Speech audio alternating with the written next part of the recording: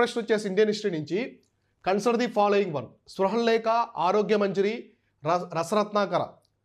So ఈ 3 ఇచ్చారనమాట. 3 గ్రంథాలు అయితే ఇచ్చారు. Which of the above written by the Acharya Nagarjuna. So ఇక్కడ ఏమడిగారంటే ఆచార్య నాగార్జునుడు రచించినటువంటి గ్రంథాలు పైవేనా అని చెప్పేసి అడుగుతున్నారు అనమాట. పైవి ఏవేవి అని చెప్పేసి అడుగుతున్నారు.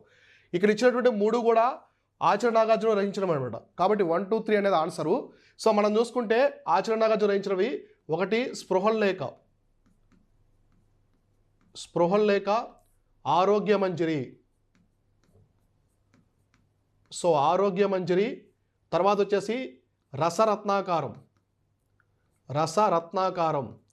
సో రసరత్నాకారం ఈ 3 రచించాడు.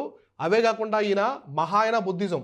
సో మహాయాన బుద్ధిజానికి స్థాపకుడు కూడా ఈయనమాట మహాయాన శాఖను తీసుకొచ్చింది. ఈయన యజ్ఞశ్రీ శాతకర్ణి యొక్క సమకాలీకుడు. సో యజ్ఞశ్రీ శాతకర్ణి యొక్క సమకాలీకుడు, అలానే కనిష్కుడి యొక్క సమకాలీకుడు కూడా. సో మనకి సౌత్లో యజ్ఞశ్రీ శాతకర్ణి, నార్త్లో వచ్చేసి కనిష్కుడు.